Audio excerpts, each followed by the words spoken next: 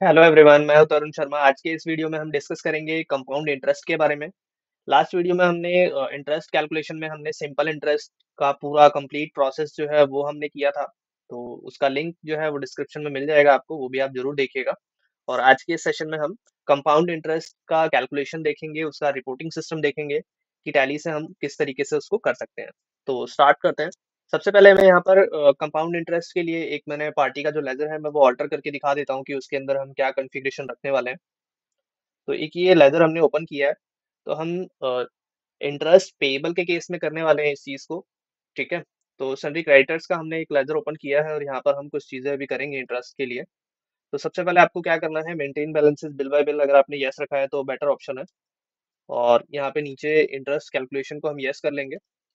ये करने के बाद इस तरीके की स्क्रीन ओपन होगी आपके पास। तो आप यहाँ पे क्या करेंगे, कैलकुलेट इंटरेस्ट को आप यस कर लेंगे ट्रांजेक्शन बाय ट्रांजेक्शन को, अगर आपको ट्रांजेक्शन वाइज पूरा ट्रैक रखना है उसका तो।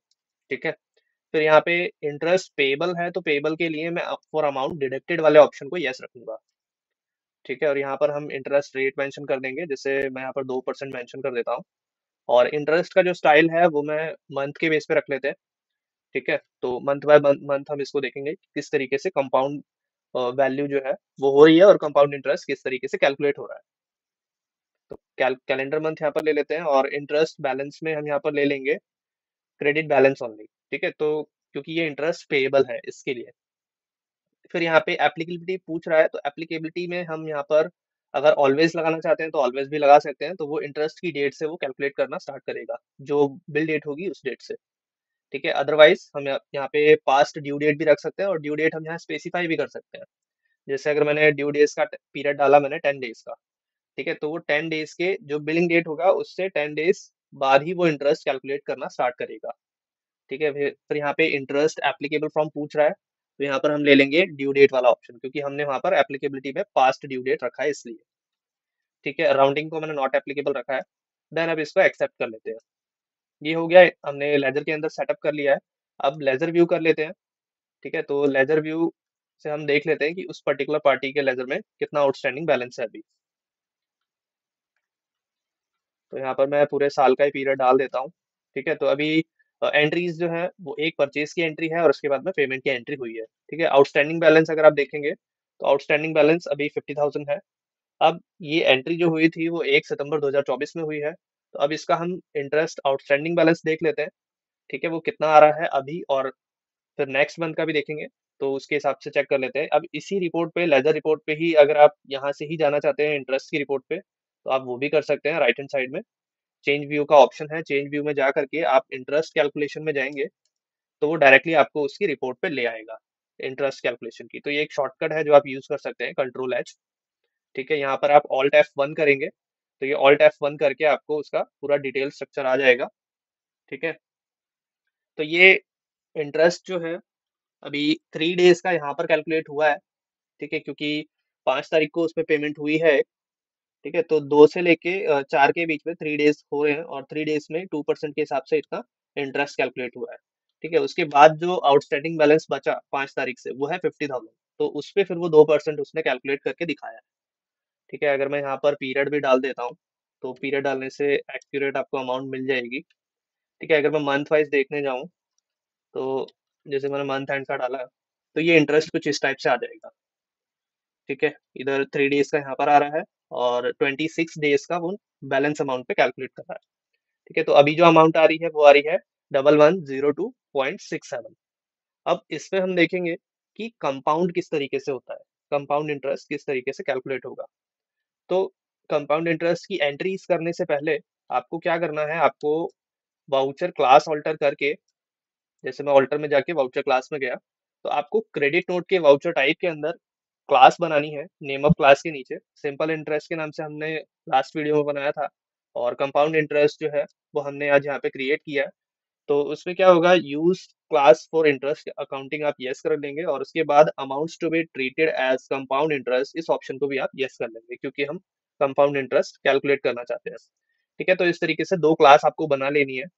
और अब एंट्रीज कर लेते हैं। तो मैं यहाँ पर जैसे वाउचर्स में जा करके ऑल्ट F6 करेंगे क्रेडिट नोट के लिए, तो यहाँ पर वो वाउचर क्लास सेलेक्ट करने को बोलेगा। ठीक है। तो यहाँ पर हमने कंपाउंड इंटरेस्ट ले लिया। अब मैं पहले डेट डाल देता हूँ, जिससे मैंने यहाँ पर डाला मैं मंथ एंड का ही डाल देता हूँ, चलिए। ठीक है, तो मंथ एंड पे अब सितंबर मंथ का लिया मैंने, और यहाँ पर हम पार्टी का नाम सेलेक्ट कर लेंगे। ये आ गया। अब वो जैसे कि आप पार्टी के नाम पर एंटर करेंगे, तो लिस्ट ऑफ इंटरेस्ट बिल्स के अंदर वो पूरी अमाउंट आ जाएगी। ठीक है, तो 1102.67 उसका इंटरेस्ट आ गया है।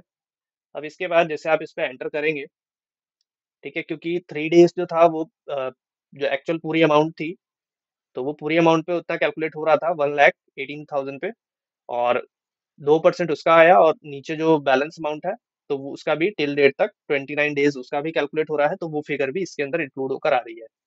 ठीक है, अगर मैं इसको एंड ऑफ लिस्ट कर लेता हूँ और इसको एक्सेप्ट करता हूँ।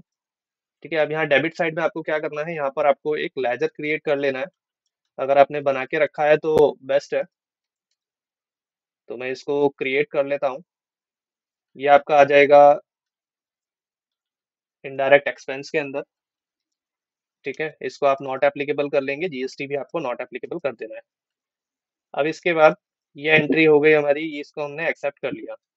अब जब आप वापस से जाएंगे रिपोर्ट पे, स्टेटमेंट ऑफ अकाउंट्स में जाकर इंटरेस्ट कैलकुलेशन में अगर आप जाते हैं इंटरेस्ट पेएबल के अंदर, तो वहां पर आपको क्या करना है, वहां पर आपको पीरियड सेलेक्ट करके देखना है। तो मैं जैसे अक्टूबर मंथ अगर मैं सेलेक्ट करता हूँ, सितंबर मंथ तक का तो हमने पे आउट कर दिया उसमें, अगर बिल ड्यू रहेगा, अगर पार्टी की अमाउंट जो है वो ड्यू रहेगी तो। ठीक है, तो अब यहाँ से अक्टूबर मंथ का देख लेते हैं कि अक्टूबर मंथ में वो कितनी अमाउंट दिखाता है वहाँ पे। ठीक है, तो अभी यहाँ पर जैसे हम जाते हैं, तो जो अमाउंट यहाँ पर आ रही थी पहले पेंडिंग अमाउंट, वो 50,000 थी। बट अभी यहाँ पे क्या हो रहा है, जो लास्ट हमने पे किया है 1102.67 इंटरेस्ट अमाउंट जो हमने पे किया है, वो इस पेंडिंग अमाउंट के अंदर ऐड हो जाता है। यहाँ पर आप उसका पूरा बाइफर्केशन देखेंगे, तो इस तरीके से आ रहा है, अक्टूबर मंथ से लेके मंथ एंड पूरा 31st तक अक्टूबर, और 31st जो डेज है वो कैलकुलेट हो रहे हैं, और 2% के हिसाब से उसका इंटरेस्ट आ रहा है। ठीक है, तो यहाँ पर ये इंटरेस्ट अमाउंट अगेन वो आ गई है। तो इसी तरीके से जो बेसिक अमाउंट है, जो आउटस्टैंडिंग अमाउंट है वो, और जो लास्ट मंथ में आपका इंटरेस्ट गया है वो, तो दोनों ही कंबाइन होकर के जो आउटस्टैंडिंग बैलेंस आता है उस पे फिर वो इंटरेस्ट कैलकुलेट होकर के आ जाएगा। तो ये इसी तरीके से मंथ बाय मंथ जो है वो चलता जाता है। तो यही सिमिलर चीज अगर आपने किसी भी पर्सन से लोन लिया है या लोन दिया है, तो उस केस में भी आप कैलकुलेट कर सकते हैं कंपाउंड इंटरेस्ट। तो इसी तरीके से इंटरेस्ट पेएबल के अंदर जो है हमने जैसे अभी कंपाउंड इंटरेस्ट कैलकुलेट किया, तो यही सिमिलर प्रोसेस रहेगा अगर आप इंटरेस्ट रिसीवेबल के केस में भी करते हैं। ठीक है, जैसे कि हमने लास्ट वीडियो में देखा था कि सिंपल इंटरेस्ट हमने किस तरीके से कैलकुलेट किया था, तो ऐसे ही सिंपल इंटरेस्ट और कंपाउंड इंटरेस्ट दोनों को ही आप टैली प्राइम से कैलकुलेट कर सकते हैं इजीली। ठीक है, सो आई होप कि ये वीडियो आपके लिए इन्फॉर्मेटिव होगा।